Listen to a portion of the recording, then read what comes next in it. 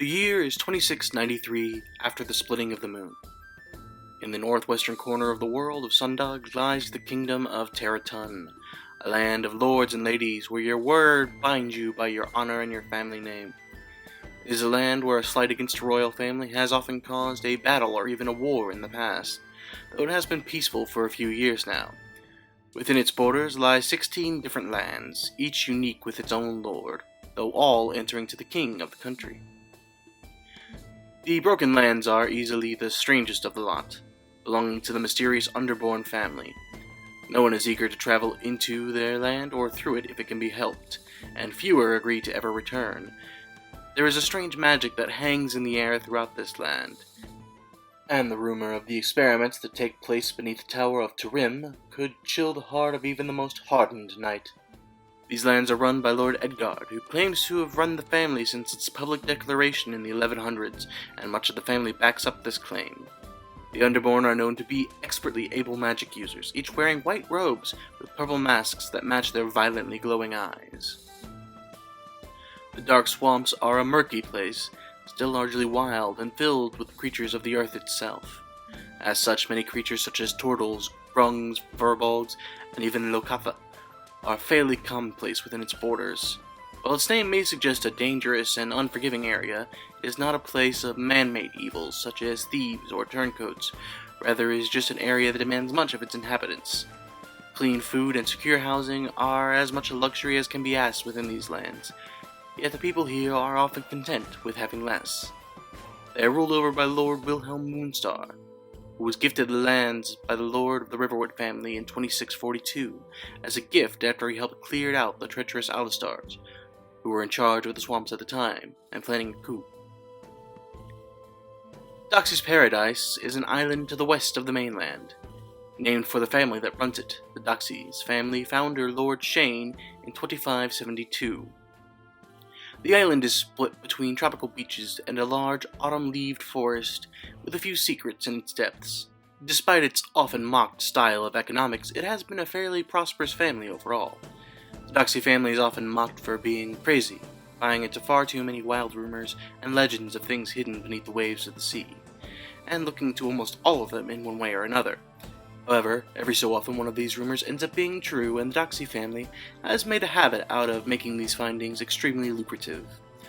While the wealth of the family has often fluctuated due to the success or failures of its ventures, their determination cannot be denied. Currently, they are ruled by Lord Roderick.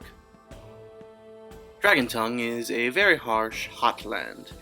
Many travelers find the heat and the jagged rocks of the ground unbearable.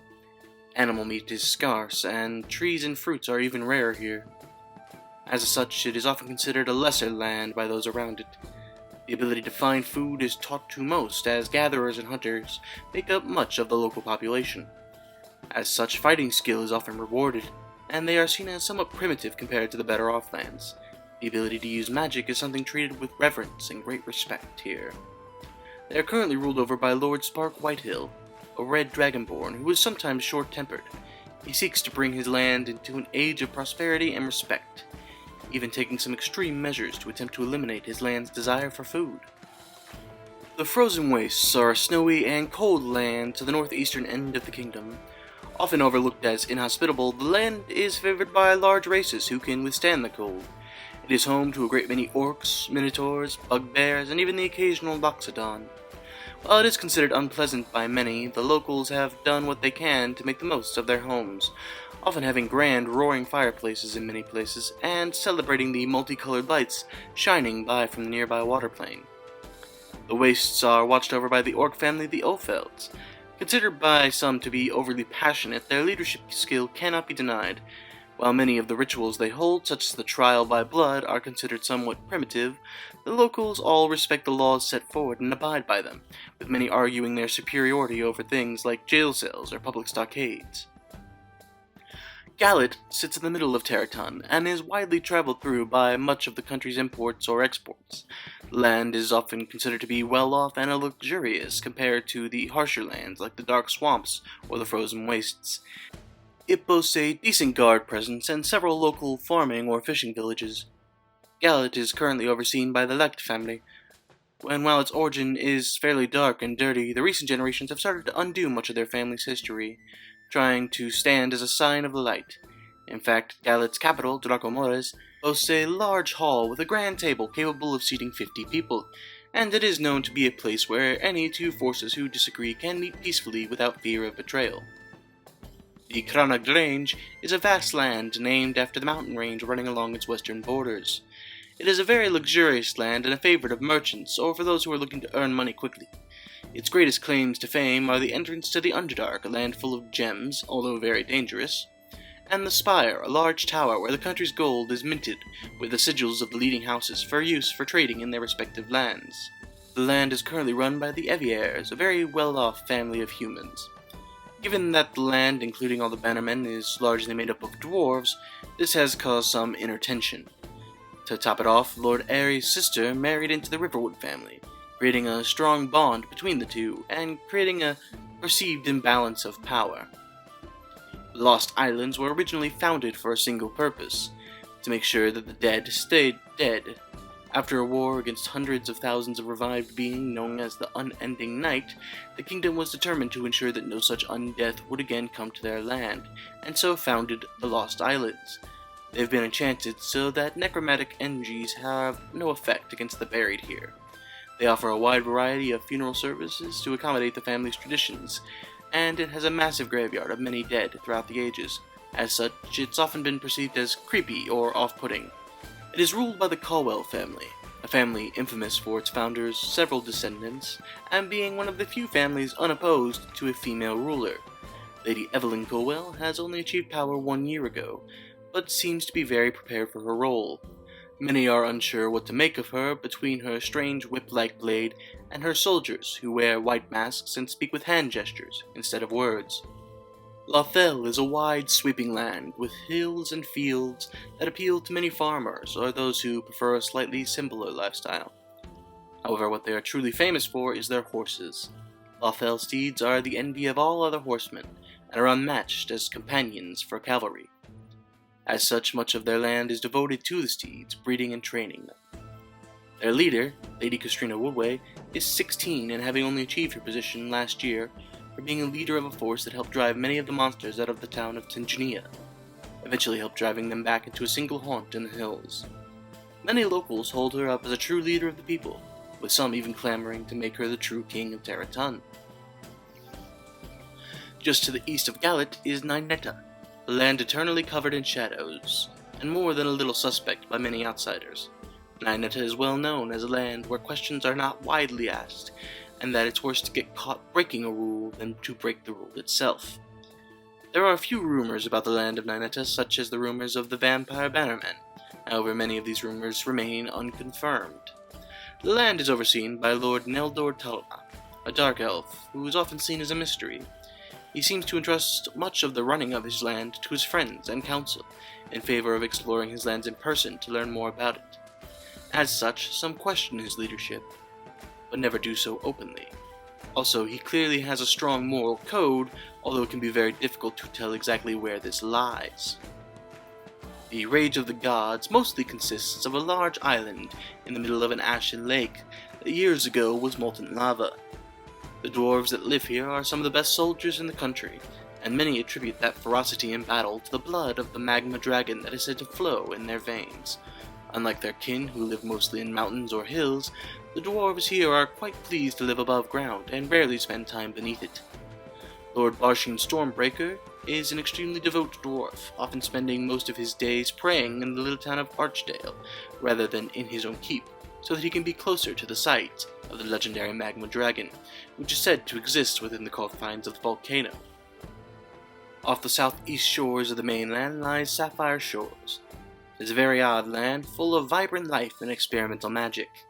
Much effort has been made to ensure that no one feels at odds in these lands, whether they prefer the lush green island or the desert-like places, or even the bright blue sea itself. They are welcomed. As such, they have no proper standing forces. Rather, the villagers take it upon themselves to form watches and serve as guards as need be. They are ruled by Lord Vixgaster, who underwent several extensive magical effects due to his father's experiments. However, his encouragement of experiments has led Sapphire Shores to be both profitable and welcoming. He's often in the presence of two large warforged, said to be the bodyguards of the family. Near the middle of the country is the Shadowed Forest, a dark and misty land covered in shadows and mystery. Many strange and frightening creatures exist within the confines of the forest, and the locals spend much of their time and effort on defending their settlements from the beasts. Years ago, there was supposedly a peace between the forest and the ruling family, the Hopes, but it has since been broken.